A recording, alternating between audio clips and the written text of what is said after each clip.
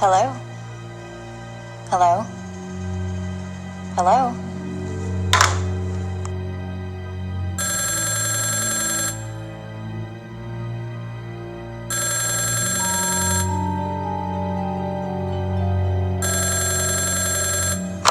Hello? Hello?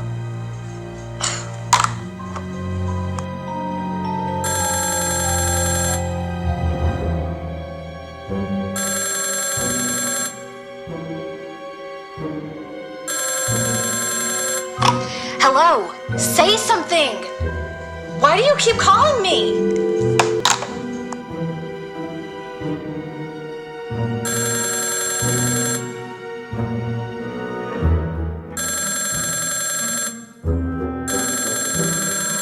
Hello?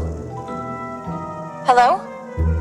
Look, I don't know who you are, but please stop calling here!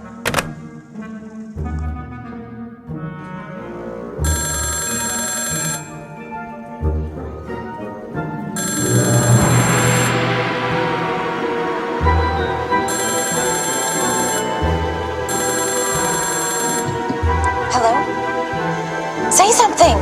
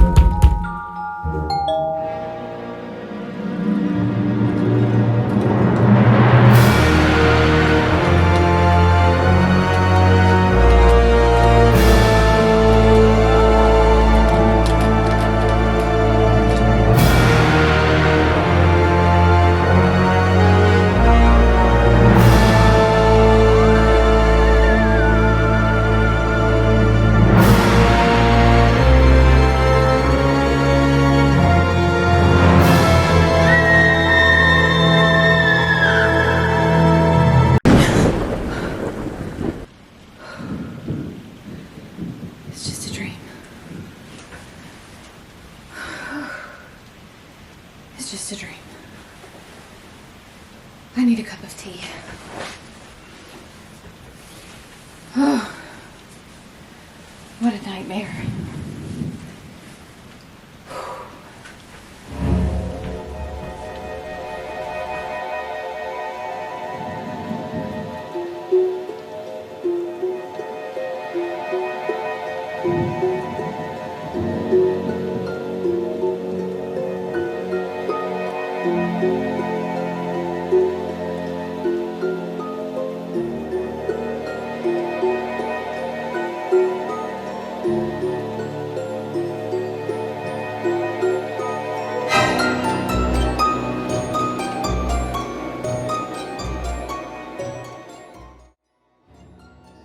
So the recipe for this tea I found online. I will link the recipe down below, but it is a cozy apple cinnamon ginger tea.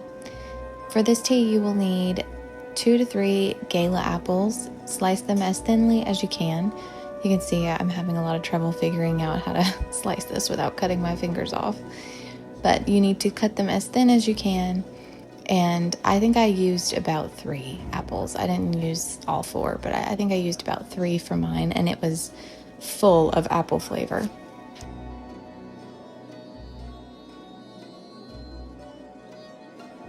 Next, you will need ginger, about 5 to 7 pieces of ginger.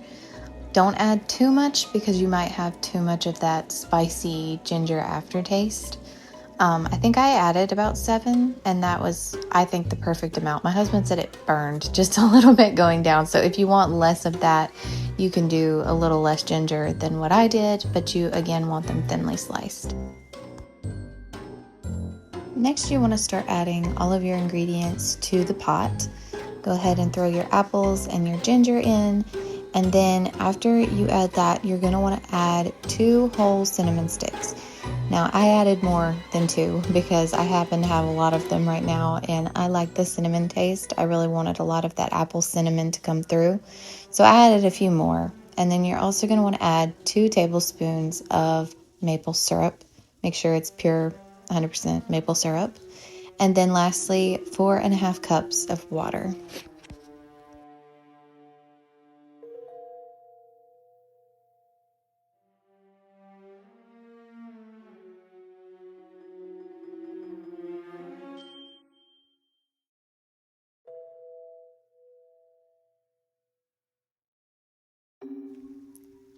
Now the recipe says to put the oven on medium-low and have it partially covered for an hour. So I kind of messed that part up. And I put it a little too high, and I should have covered it because you don't want all of your water to evaporate. But it ended up being fine. But that is what the recipe says, is medium-low for an hour, partially covered. And then you want to strain it. So strain all of the tea out and then put it into some sort of container or jar. Now this tea, you can leave it in the fridge for 3 days, which is what I did. I put it in a jar and left it in a jar for 3 days and just reheated it in my kettle as I wanted to drink it. Or you can put it in a freezer-safe container and freeze it for up to 3 months if you want to hang on to it. But it was so good. It's so full of flavor.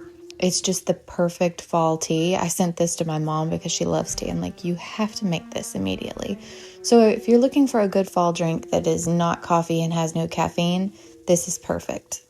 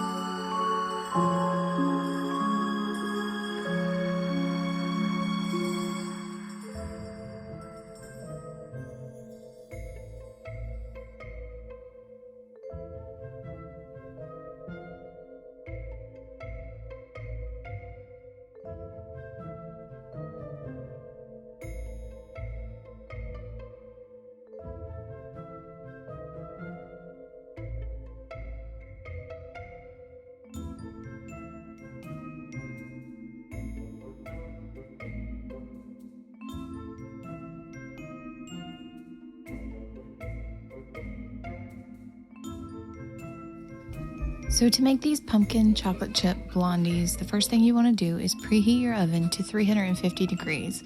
And in a large saucepan, melt 2 sticks of butter.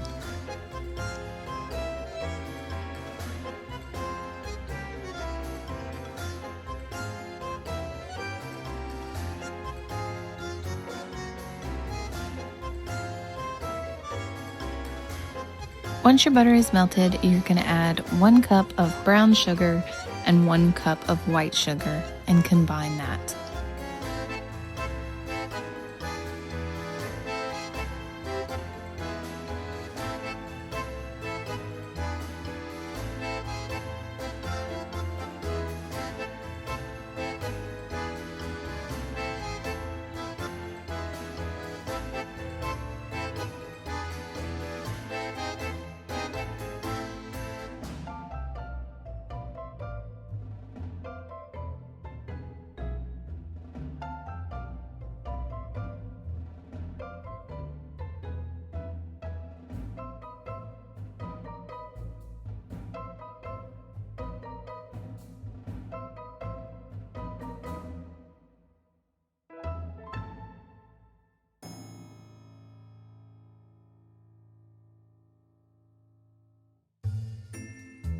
Once your sugar is incorporated into your melted butter, you're going to add 1 cup of pumpkin puree, not pumpkin pie filling. The recipe was very specific that it must be pumpkin puree.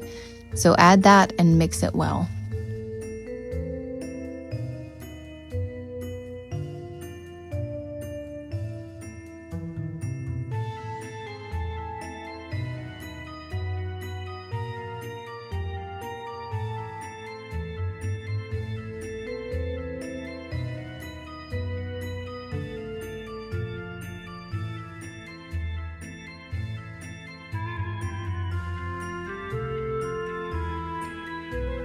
Once you've got that all mixed and melted down, you're going to add 2 teaspoons of vanilla extract and about 1/2 teaspoon of kosher salt. I measure with my heart, so I just sprinkle it in there.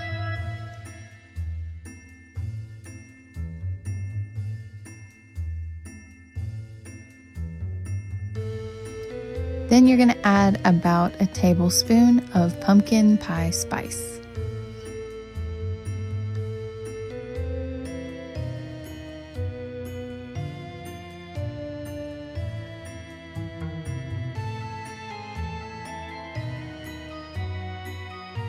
This is where things get a little bit tricky. You have to add 1 egg to this hot mixture and you have to stir it vigorously so that it doesn't curdle or start to cook. And I had a little bit of issue with this. I did take it off of the eye a good bit before I added the egg, but it still cooked it just a touch. So be aware of that when you make this recipe, that you need to let it cool a little bit to keep it from doing that. Then we're going to add in our 2 cups of flour. And I just added a little bit at a time so that I can get it mixed really well.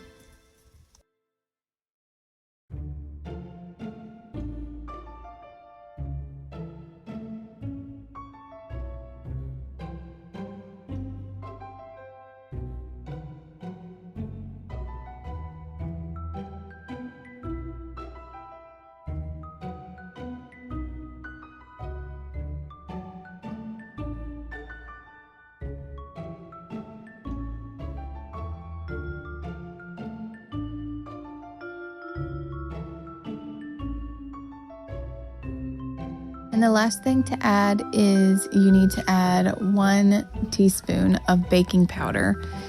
Stir it all up, don't over mix it. Stir it up and get it combined, and then we're going to spread it into our pan. You want to use parchment paper for this so that you can easily lift it out of the pan once it's cooled off.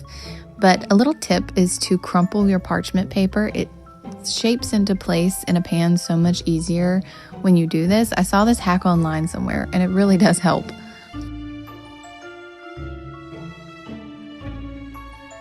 This is one more area where I kind of messed up a little bit. I should have spread this completely out in the pan and just topped it with the chocolate chips, because I tried to mix the chocolate chips with it, and because the batter was still really hot, it kind of melted a lot of the chocolate chips, which is why you can see that it looks dark in my batter. So just make sure that you spread the pumpkin mixture out first and then top it with the chocolate chips.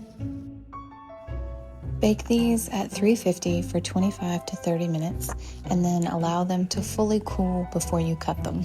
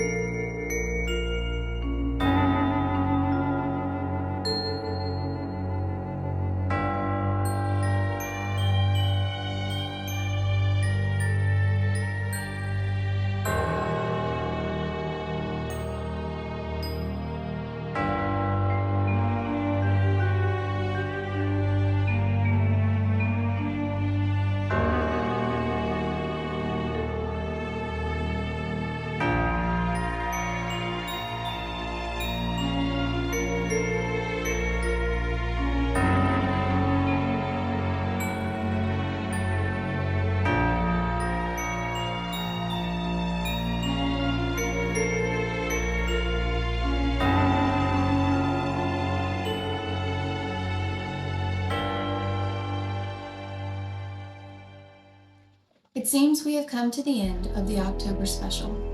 Thank you for joining us tonight as we watched one woman's valiant efforts to put all of her creative forces into 3 weeks of work and somehow miraculously avoid setting her own hair on fire or burning her house down. We appreciate her efforts.